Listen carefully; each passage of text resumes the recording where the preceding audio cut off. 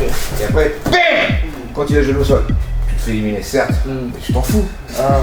S'il est en sang avec le nez sur le côté, toi t'as rien quoi. Après le mec va venir te voir et il va bouger, tu vois.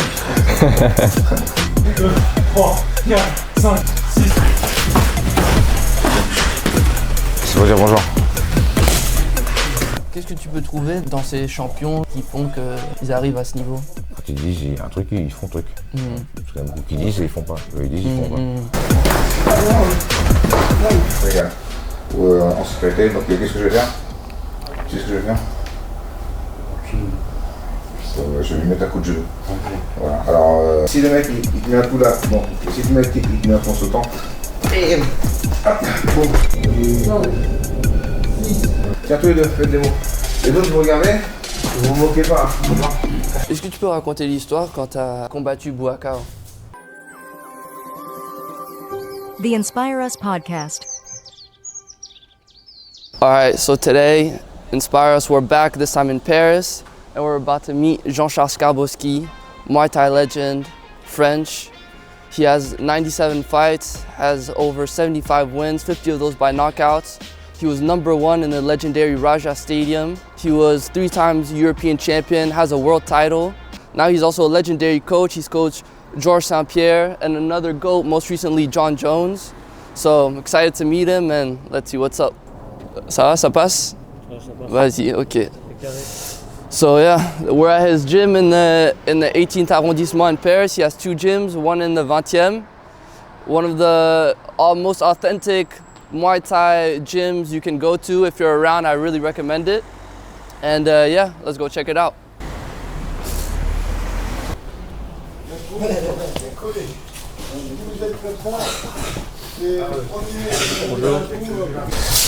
Oh, c'est tout seul là, bim. C'est pour dire bonjour. Alors les déplacements. Ouais, reste pas immobile. Déplace-toi parce que sinon voilà. Donc tu as commencé le Muay Thai à 15 ans. Ouais. Et avec le coach André Zeytoun. Ouais. Tu peux raconter l'histoire de comment tu as commencé parce que tu as presque arrêté après la première fois. Ouais. Premier cours, j'étais invité par un ami qui m'a mis dans le Muay Thai, il s'appelle Jérôme Le Bourgeois. Enfin, en plus je le cite jamais, mais c'est comme lui qui m'a emmené chez Zeytoun la première fois, c'était un copain de classe. Et donc il m'a emmené dans le club. L'entraînement était difficile et j'avais bien apprécié, j'avais eu un bon rapport avec le prof dès la première fois et c'est vrai qu'en sortant je me suis dit c'est trop dur pour moi quoi. Et il y avait une chaise abandonnée dans la rue. Des fois les gens abandonnent des chaises, tu sais quand ils partent en vacances. Ouais. Au lieu de les emmener avec eux, qu'est-ce qu'ils font? Ils les abandonnent dans la rue. C'est moche quand même. Donc il y avait une chaise abandonnée. Et je l'ai attrapé, j'ai mis un coup de genou dans la chaise, j'ai percé la chaise et je me dis putain, c'est génial. T'as un de mes workouts les plus favoris où t'es là avec André Zeytoun sur un côté et t'es là. À Las Vegas, hein. C'était à Las Vegas. Ouais. Et c'est comme si dans un trance, t'as eu un visage de méditation. Ouais, j'essaie de me calmer. Tu pensais quoi Le mec que j'allais boxer, c'était vraiment un tueur. Hein. Et tous les Français avaient perdu presque avant la limite et moi j'étais le dernier Français à boxer.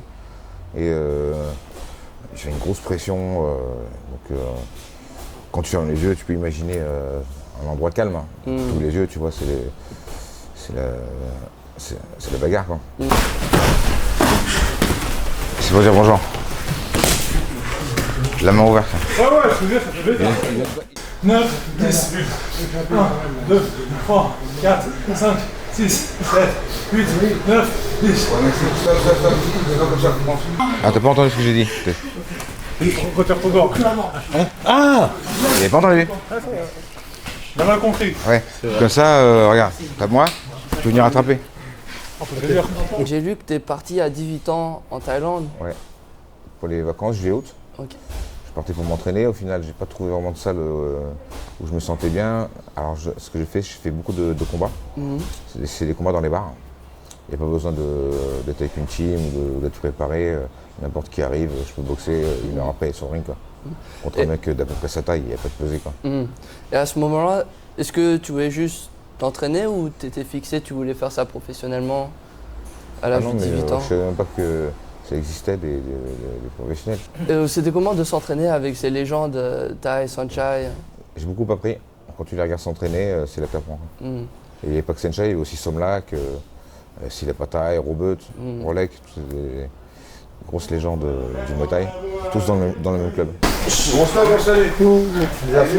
Mettez l'autre gant et on va taper que au corps, par contre on tape fort. Allez, toutes les souffrances, toutes les frustrations. On va partir.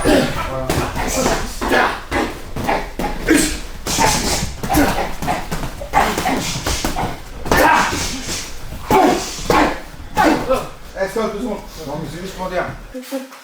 Voir autant de bouteilles de souffrance à zone de mec, ça réchauffe le corps. Allez, continue. On change de partenaire. Allez, je lance.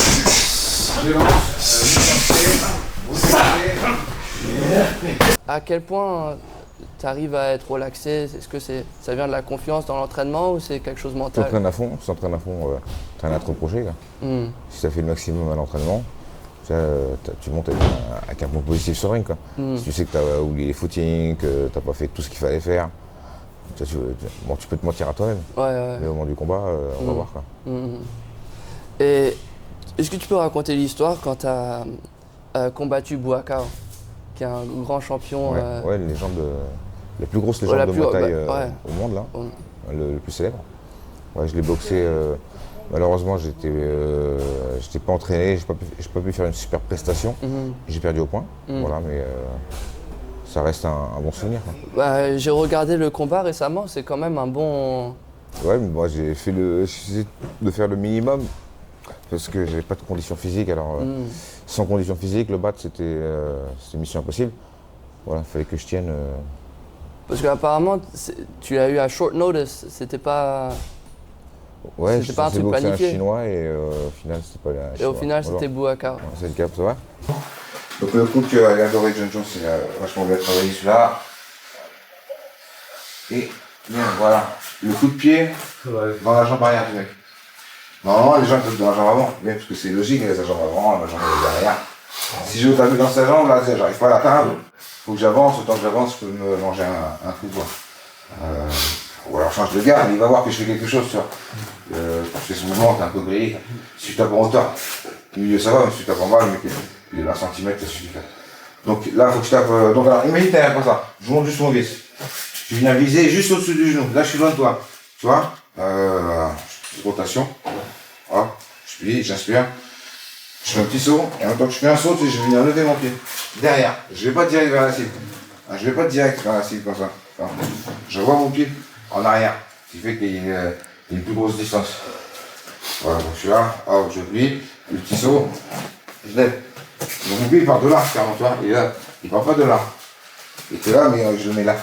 Et je vais venir redescendre. Avec la force qui fait redescendre les choses, c'est pas? C'est ça? Donc là, je suis dans la jambe arrière, hop, et je laisse partir le pied comme une jambe morte. Et ça prend plus de vitesse que si j'avais eu de la force dans le mollet. Je suis là. C'est bien, hein? Un petit peu, hein, quand même. Ce genre de mouvement, là, que tu le fais, faut peut-être pas se faire, ça fait que là, au-dessus, voilà. Donc je viens tabler. Donc pas haut, un peu sur la gauche. Je tends le bras, mon poids du corps, je décompose. Mon poids du corps sur la jambe avant. J'inspire. Je gonfle les poumons.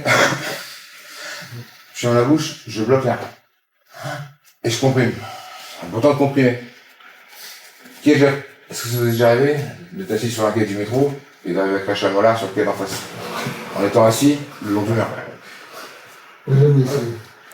C'est bon, pas... Qui j'ai réussi à Pigalle, parce que la station est assez petite. Mais je m'en rappelle encore. Je l'ai essayé moi aussi. Ouais, attends. Ouais. Ouais, c'est une question de souffle. Hein. Inspiration, bloc. Je m'entraîne. Bon, pareil quand on tape. Bam, pareil. Donc on est là, sauf qu'on ne crache pas dans la gueule du mec. Donc tu là, hop. Non mais bouge pas, si tu bouges, ça fausse le truc. Non, tu vas me casser en deux, tu vas me couper en deux. Bah y'a le pot, non? Ouais, mais même avec le pot, même le pot, tu vas le couper avec moi. Non. Ça ne demande pas de force, en plus j'envoie la hanche, c'est pas tout seul. Hein? Si vous lisez bien, ici là, vous en mettez 2, ça suffit. Hein. T'es trop près, trop près. Restez bien. Tu sais, t'as fait un Là, c'est trop fin, je peux. Tu vois quoi? Ah hop.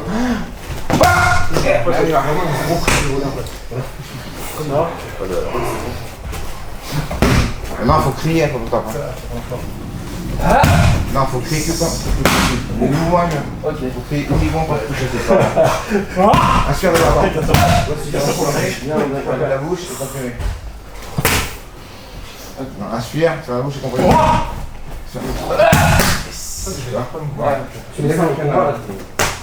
Mais tu penses que le Muay Thai ça a changé maintenant? Bah, le Muay Thai ça évolue hein, parce qu'il y a des combats tous les jours. Donc effectivement c'est pas pareil. Avant les gens pouvaient atteindre 200, 300 combats à 20-25 ans et maintenant c'est moins évident de faire beaucoup de combats quoi. En plus les gens voient des autres disciplines comme le MMA où ils ont des bourses énormes, des millions. Après c'est dur de fidéliser les gens dans le Muay Thai. Est-ce que tu penses que le Muay Thai ça va bien dans le MMA? Bah oui, parce que le MMA aura toujours besoin du Muay Thai. Voilà. Donc plus ça marche pour eux, mais plus ça marche pour nous. Pourquoi tu penses qu'on ne voit pas beaucoup de fighters Thai qui vont dans le MMA? Bah, t'as dit le contraire tout à l'heure. Comment? Il y a 2 secondes, t'as dit le contraire. Il y a beaucoup de fighters Thai qui passent dans le MMA. Non, enfin comme de nationalité Thai. Ah d'accord, yes, ok. Ouais, désolé. Très bien, je sais pas. Ok, ouais, effectivement. Ouais, il n'y en a pas beaucoup, hein, parce que c'est pas encore très développé là-bas, vu que le ministre des Sports est ami avec le ministre avec les grands responsables, quoi. Ils font quand même barrière au MMA, quoi. Un petit peu, quoi. Pour conserver leur discipline, quoi. Et Mais bon, il y a de moins en moins, parce que maintenant ça a commencé, mais voilà. Mais c'est vrai qu'en Thaïlande, c'est vraiment une grande culture, c'est très important le Muay Thai pour. Bah oui, ouais, t'as beaucoup de fans, hein. Voilà. Il y a beaucoup de gens qui vivent de ça, qui sont les parieurs par exemple, tu vois, qui eux payent les places à l'entrée, quoi, c'est eux qui payent le plus de places.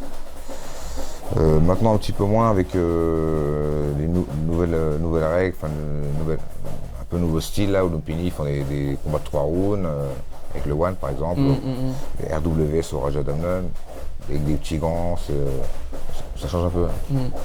Et la discipline reste la même, quoi. Ouais, faut s'adapter. Ceux qui ont une bonne anglaise seront avantagés s'ils ont des petits gants. Voilà. En parlant de One, qu'est-ce que tu penses de Jonathan Haggerty, qui est aussi un champion Muay Thai, qui est fort, un autre Européen qui a battu beaucoup de champions Thaï? Complètement, oui, il est très fort.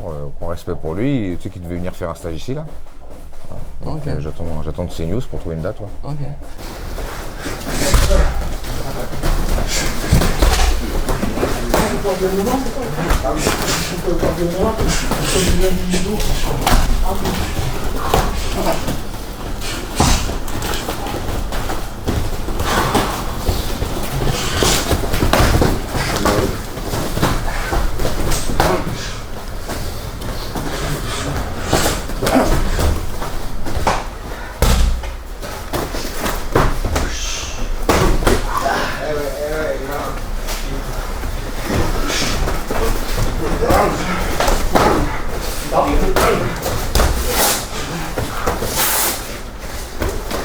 En parlant de la UFC, tu as coaché John Jones.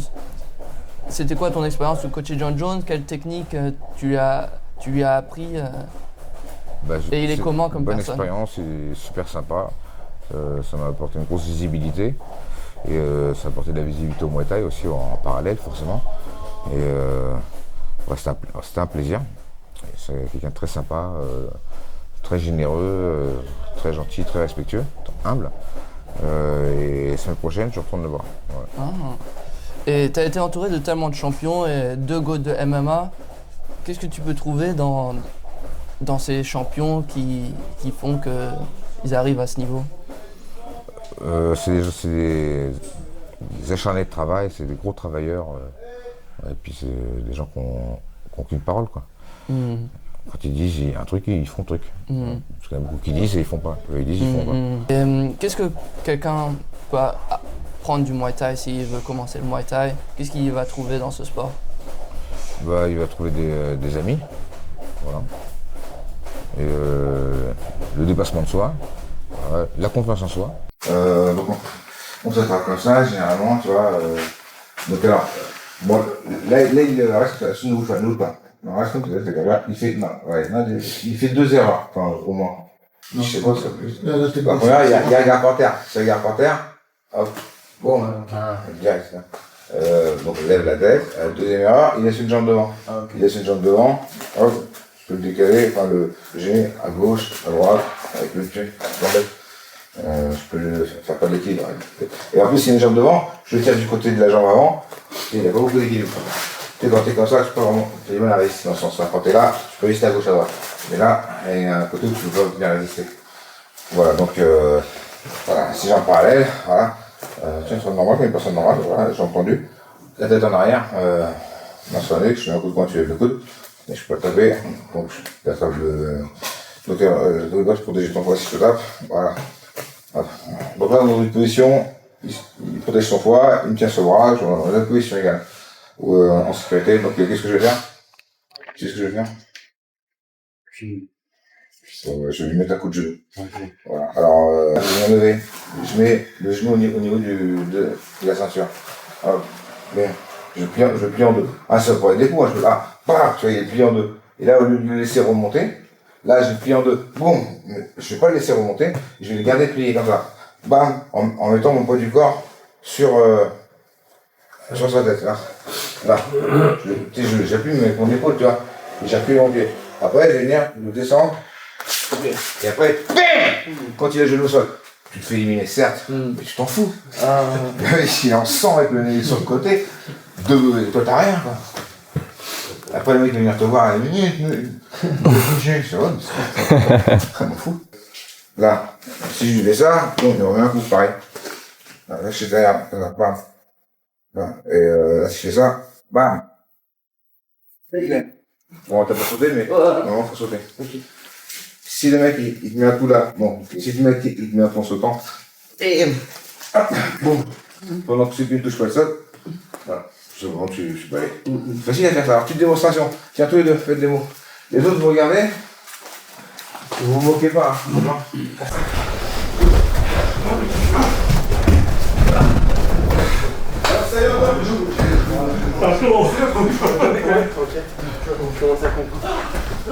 No, I remember when you brought, how do you say his last name? Skarbowski? Jean-Charles Skarbowski. Yeah. Yeah. He's a free thinker, you know? When you brought him to work with you on The Ultimate Fighter, and he would be partying all night, drunk, and show up at the gym the next day and still fuck everybody up.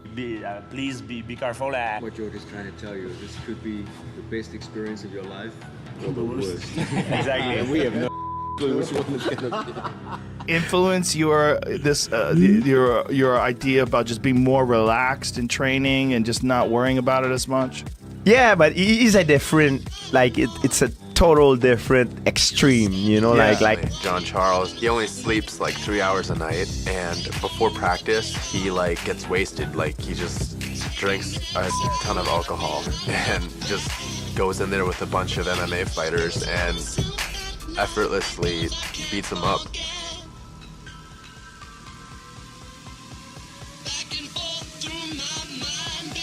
the knowledge that this guy had and he gave us was just a big edge, you know.